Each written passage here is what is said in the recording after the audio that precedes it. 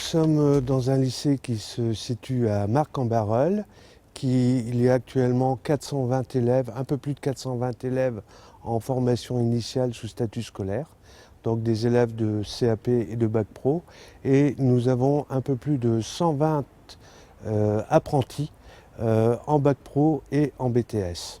C'est un établissement entièrement dédié au métier de l'automobile. Nous formons donc des élèves dans la maintenance des véhicules de particuliers, c'est-à-dire des voitures de monsieur tout le monde, de monsieur, madame tout le monde. Nous formons également des élèves dans la maintenance des véhicules de transport routier, c'est-à-dire les camions, les bus, les véhicules utilitaires. Et nous formons aussi des élèves dans la maintenance des motocycles. Les diplômes qui sont préparés ici sont ceux du CAP pour la maintenance des motocycles et du Bac Pro pour nos élèves qui sont en maintenance des véhicules du transport routier, des véhicules de particuliers et du motocycle. Et nous formons également des élèves, des jeunes plutôt, des apprentis dans les métiers de la maintenance pour les véhicules du transport routier et pour les véhicules de particuliers. Notre établissement dispose des quatre filières de la maintenance automobile et de la réparation des carrosseries, mais là où notre établissement se distingue, c'est en particulier dans les véhicules du transport routier, où nous avons des BTS, nous avons des sections de BTS, et nous sommes un des seuls établissements au nord de Paris. Alors les plateaux techniques sont complets, tant dans la réparation des carrosseries. Nous allons d'ailleurs ouvrir à la rentrée 2017 un CAP post-bac peinture en carrosserie. Quant aux véhicules de particuliers, le plateau tel qu'il existe, qui devient un peu petit, mais qui est de grande qualité, est largement suffisant.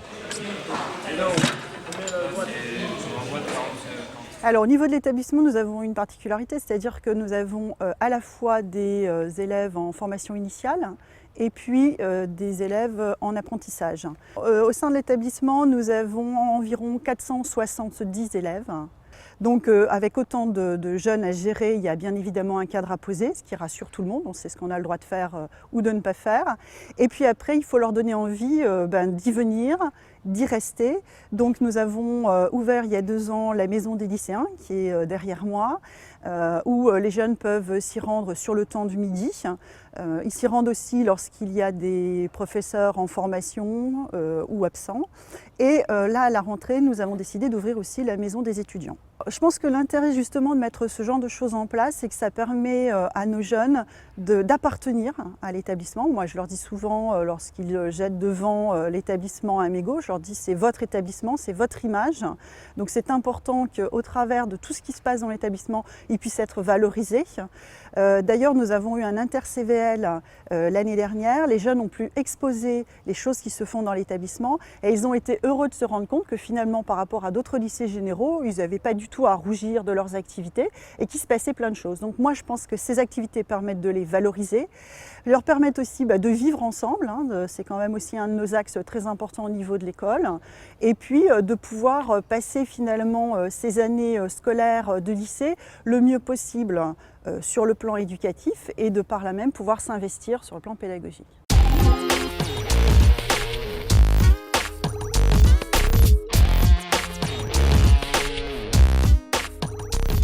La réparation de carrosserie automobile, ça consiste en général à réparer le véhicule pour tout ce qui est cosmétique, on va dire la partie extérieure, donc la partie visible du véhicule, mais aussi la partie infrastructure du véhicule lorsqu'un véhicule a un accident. Bon, on ne voit que la partie extérieure, la partie immergée de l'iceberg, mais il faut savoir que par exemple le soubassement du véhicule a subi aussi des dommages, des dégâts, et que le carrossier est tenu de remettre en conformité constructeur le véhicule, donc c'est-à-dire redresser les longerons, changer les longerons. Donc il faudra, indépendamment du redressage et du remplacement des aimants soudés, s'occuper de l'extérieur du véhicule. Alors au niveau du travail qui va leur être demandé, ça va être surtout par exemple de la dépose, repose, du remplacement d'éléments amovibles, mobiles, porte, ailes, capot, ensuite du remplacement d'éléments soudés, du remplacement de glaces, de serrures, ensuite aussi la peinture qui est la suite logique de la réparation carrosserie.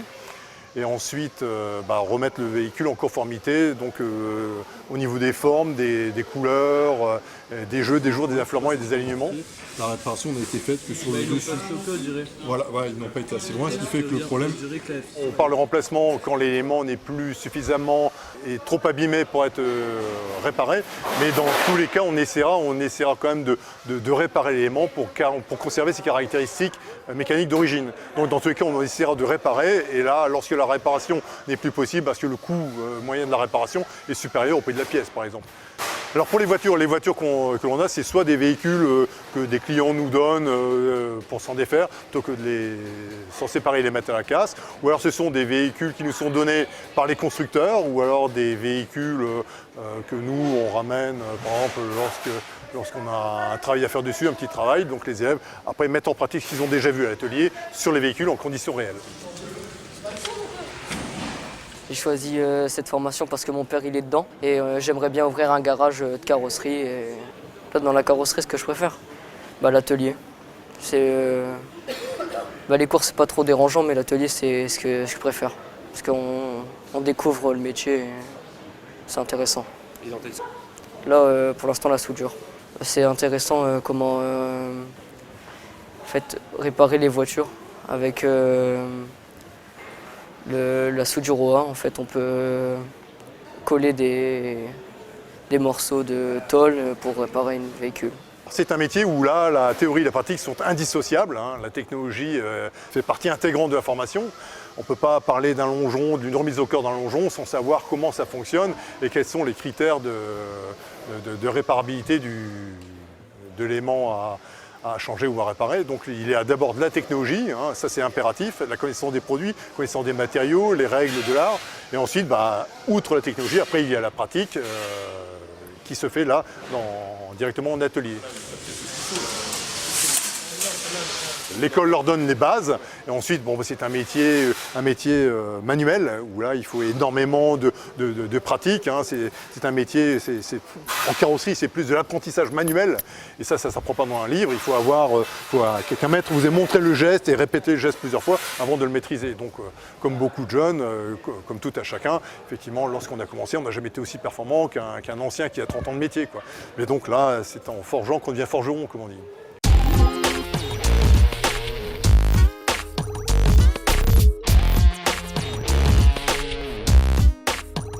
En motocycle, on prépare comme diplôme un CAP qui se fait en 2 années de formation.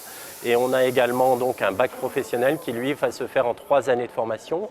Par contre, au niveau du bac, on donnera la possibilité aux élèves en fin de 2e année de formation de passer également le CAP. Qui sera une validation intermédiaire par rapport à la finalité qui sera la formation sur 3 années qui sera le bac. La formation dans laquelle on se trouve aujourd'hui est une formation motocycle qui consiste à découvrir dans un premier temps, en début de formation, les véhicules. Dans un second temps, on va apprendre à repérer les différents systèmes qu'on retrouve sur les véhicules. Et ensuite, on va s'attacher à les démonter, à les remonter, à les étudier. Avant de faire ces interventions, chacun des élèves aura au préalable, en début d'année, découvert les ateliers. On leur aura parlé des notions de sécurité qui sont quand même très importantes dans un environnement technique. Et donc après, on va reprendre à chaque fois le positionnement d'un poste de travail, bien positionner sa machine, travailler sur un ensemble qui est propre et rangé au départ. Pour la simple et bonne raison, c'est que si on perd des pièces, il faut savoir les retrouver. Et dans un environnement qui est déjà sale au départ, on ne s'y retrouve plus du tout. Ensuite, ils vont intervenir sur les systèmes de base, donc sur une machine, sur une moto, on va retrouver bien sûr les roues, on va retrouver la suspension, on va retrouver le moteur, on va retrouver le système de freinage, l'embrayage, la boîte de vitesse. Donc ça, c'est des systèmes qu'on va étudier au niveau des bases. Alors l'objectif de la formation dans le monde professionnel, c'est de former des jeunes à la technique motocycle, donc savoir faire l'entretien, la révision, la réparation des motocycles. Petite particularité dans cette formation motocycle, on est aussi un petit peu plus enclin à avoir des jeunes qui vont accueillir directement un client Donc dans cette formation, par rapport à d'autres, on va aussi travailler un petit peu le contact relationnel avec la clientèle. On ne vient pas par hasard chez nous, surtout en motocycle, puisqu'à la base, on a souvent des jeunes qui sont déjà motivés par la moto, certains parce qu'ils bricolent chez eux, d'autres parce qu'ils sont déjà engagés en compétition. On a déjà depuis plusieurs années des jeunes qui font du cross, dont certains ont été champions de cross et ont fait des belles réussites. D'ailleurs, par rapport à ça, on a engagé à plusieurs reprises des motos sur l'Enduropal du Touquet. Avec, pour la première fois, il y a 2 ans, on a engagé une moto électrique qui était la première à finir l'enduro du Touquet. Et ensuite, on a également, au niveau de la motivation, des jeunes qui arrivent, qui ne connaissent pas du tout le monde de la moto, mais qui finalement arrivent à le découvrir et s'y trouvent un intérêt. Et en général, on a des jeunes qui sont motivés en section motocycle. Et d'ailleurs, les places sont assez demandées. J'ai choisi cette formation parce que déjà, je voulais aller en professionnel parce que le général, j'avais plus envie d'aller en course, je m'ennuyais beaucoup. Et avec le professionnel, je me suis dit que j'allais avoir du plaisir à venir en course si je faisais quelque chose qui allait me plaire. Donc, et depuis que je suis tout petit, la moto, ça me passionne. Et surtout depuis 2-3 ans, la mécanique. Donc comme plus tard, j'aimerais bien vraiment travailler dans les motos, je me suis dit que travailler dans la mécanique moto, c'était pas mal parce que je m'intéressais de plus en plus à tout ce qui était mécanique, les nouvelles motos qui sortaient, tout ça. Donc j'ai vu le lycée. J'ai dû beaucoup travailler parce qu'il y a beaucoup de gens qui veulent rentrer dans le lycée. C'est quand même compliqué de rentrer, donc j'ai fait beaucoup d'efforts et j'ai réussi à rentrer dedans, je suis très content.